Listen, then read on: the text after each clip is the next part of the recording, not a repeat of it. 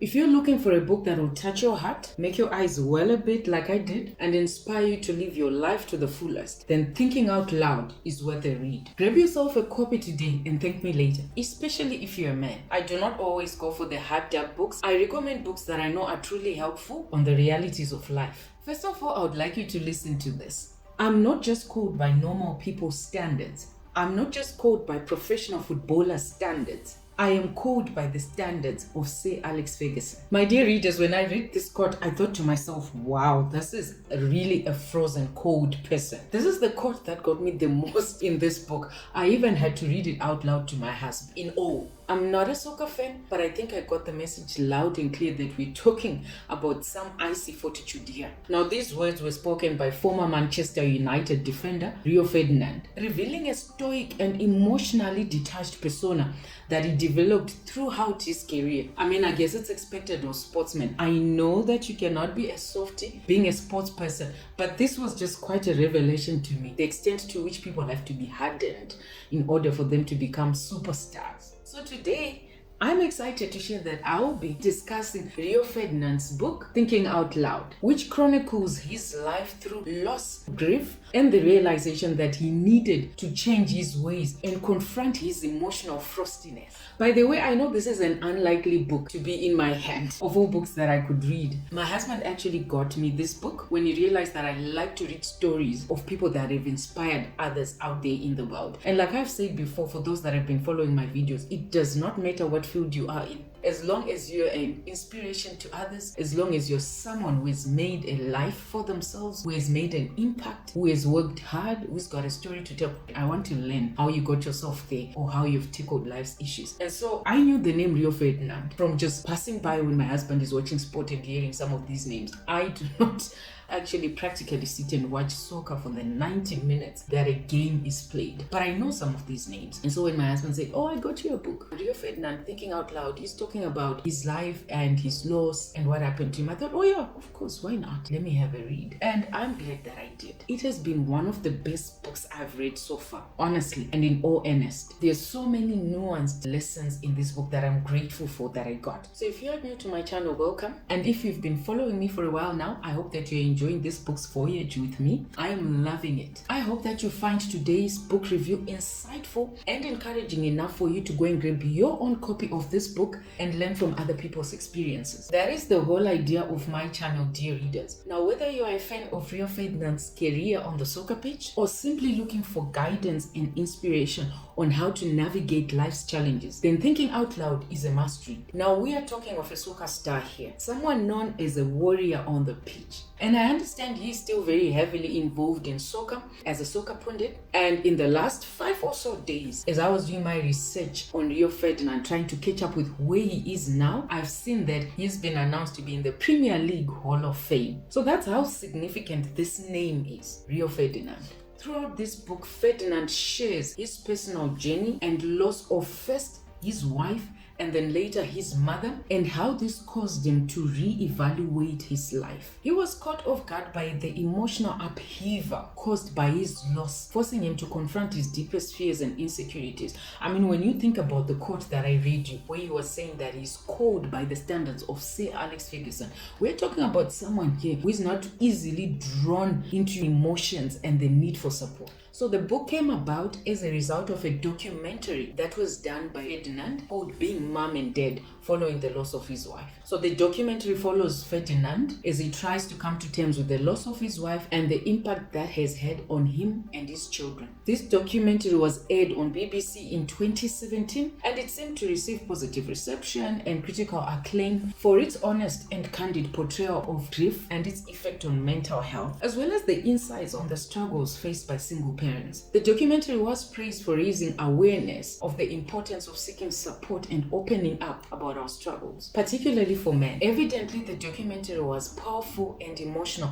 and left a huge impact on many viewers. You will see that in this book, Ferdinand also includes some of the feedback and letters he got from the viewers of that documentary. So based on how stoical Ferdinand says he is, his book here is surprisingly open and vulnerable. When I read it, I could see that Ferdinand obviously is turning a new leaf here, because what he portrays in this book is definitely a very open man who is now willing to let people know exactly how he feels about his loss and grief. It offers a wealth of lessons and insights that anyone who has experienced loss can relate to. And haven't we all? I am sure all of us have experienced loss and grief at some point in our lives. To be honest, I found it quite a heartbreaking book that will stay with me for quite some days after my read. And if you're that person who learns more by getting deep into other people's lives and their emotions and how they've dealt with it, this book will leave a mark on you. For me, it was such an awakening in terms of how I need to make more effort, to put more effort into connecting in more memorable and special ways with the people around me, especially my children, before it is too late. As Ferdinand takes you through his childhood,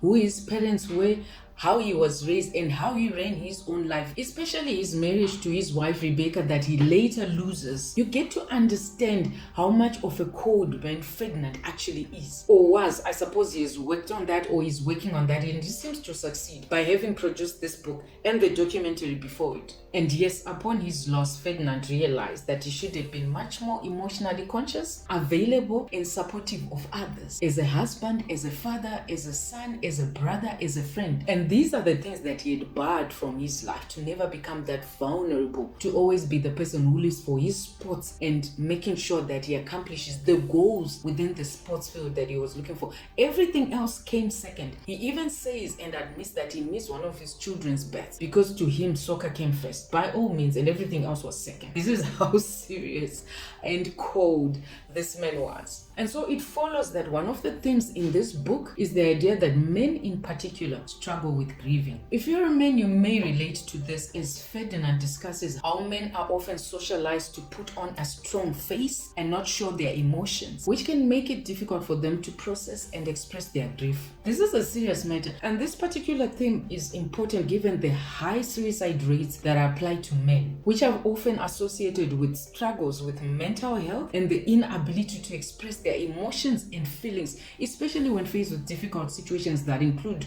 loss of a loved one and having to express grief. There is a lot of stigma around men seeking help, and we need to have that fixed in society. Another important lesson in this book is that grieving is a personal experience, and there is no right or wrong way to grieve. In this book, Ferdinand expresses that grieving is not a competition and there is no magic winning formula. Everyone grieves in their own way, and it's important to acknowledge this fact. By acknowledging that grief is personal and unique, we can allow ourselves to experience our own grief in our own way and at our own pace. There is no judgment, and there shouldn't be any judgment, whether you're a man or a woman. Another key message in the book is that resilience and a positive mindset can help us all cope with grief and adversity. That word resilience, yet again. As Ferdinand finally gave in to being emotionally connected, he went and sought help from other grieving men so that he could cope with his grief, because he was really struggling. And one of the pieces of advice that he got from a fellow widower stuck with me. And this man said, "Don't wait for the storm to pass, learn how to dance in the rain." Very profound counsel from someone obviously hurt by life, but now utilizing that silver lining behind the dark cloud. So it's not about getting over our loss, but about learning how to live with it. You can't get over grief. It's one of these things that have a permanence about them in your life once it happens. As Ferdinand accepts and admits in his book, there will be good and bad days, and that's okay. By embracing the journey of grief, we can find meaning and purpose in that tragedy and loss. So this book, Thinking Out Loud, I found it to be quite a weighty and touching book. As I read this book, like I said in the beginning of this video, I did well up in tears. I found myself thinking very heavily about some of the points that Ferdinand visits in his book and breaks down that he was struggling with. And we take for granted quite a few things that we do in this life, and we are inadvertently ignoring important parts of our lives that we should be paying attention to with our families, with our loved ones, with our children, with our spouses, with our siblings, with our parents, that we probably in the rush of life are just not paying attention to. And then later we realize that we should have. And by later, I mean women, when they are unwell or when they are on their deathbed, sick bed, and we realize we don't have much time with them, you come to a lot of introspection as you read the book. It'll make you change 1 or 2 habits that I can guarantee you. It'll make you become more conscious of each and every day that you've got, that you don't take it for granted, and you remember to stay connected to those around you, no matter how busy life is, and no matter how ambitious you are in life to achieve other things outside of your personal life.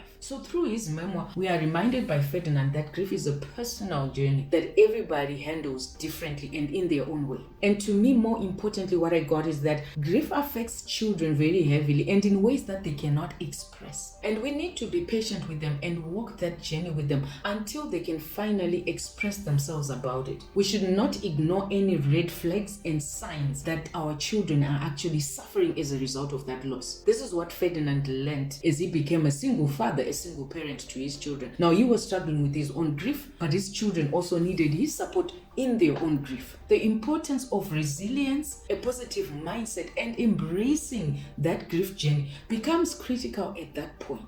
So if you or someone you know is struggling with grief or mental health issues, especially if they are a man, it's important to seek help and support. You will find that at the back of this book, there are countless helpful resources and support groups that Ferdinand shares with the reader for their benefit, as everyone will suffer grief at one point or another. Now, many of the resources that he shares are available on social media platforms, which means that anyone in the world can be part of them. There are many resources available, including counseling services, support groups, and hotline services. So once again, as I close this review, I would encourage you to grab your own copy of this book. You will get to see another side of a very stoic, strong, impassive sports star that gets you to understand that we all at some point need to tap into our inside and let that emotional connectedness in us work for our benefit when faced with difficult circumstances such as grief. I hope that you enjoyed my review and that it has inspired you to read Thinking Out Loud. Don't forget to share your thoughts in the comments below